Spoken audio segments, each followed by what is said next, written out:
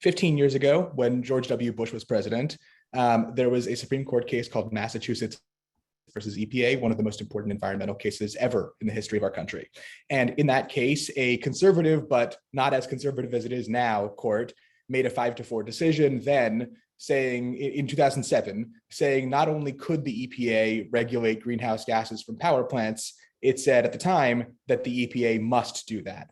And so there was a change in administration. President Obama came in, and the Obama administration put forth a great climate regulation called the Clean Power Plan, which would regulate greenhouse gases from power plants, one of the principal sources of pollution in the United States and thus globally. That Clean Power Plan got held up in court.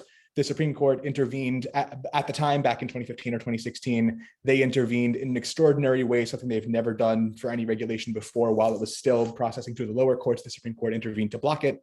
It was withdrawn by the Trump administration, which tried to put their own much worse version in place. That got struck down by a court the day before President Biden took office. So there is no current regulation in effect, either now or before, last week's decision, as to EPA regulation of greenhouse gas emissions from power plants.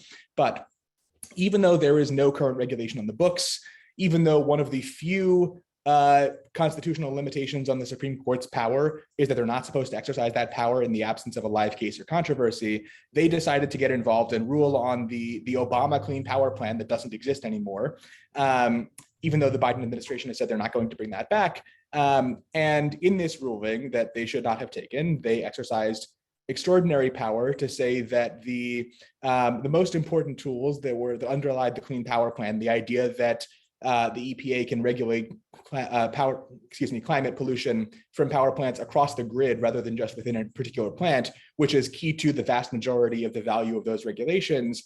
The court decided it's too important. Regardless of what the Clean Air Act actually says and what Congress intended, the court decided to substitute their own judgment for that and decide, as they've said before in other major questions doctrine cases, they've decided that the regulation is too important, and because the conservative justices have a majority, they wanted to get rid of that. And so the EPA still retains some authority to regulate greenhouse gases from power plants. They retain a great deal of authority to regulate across many other issues.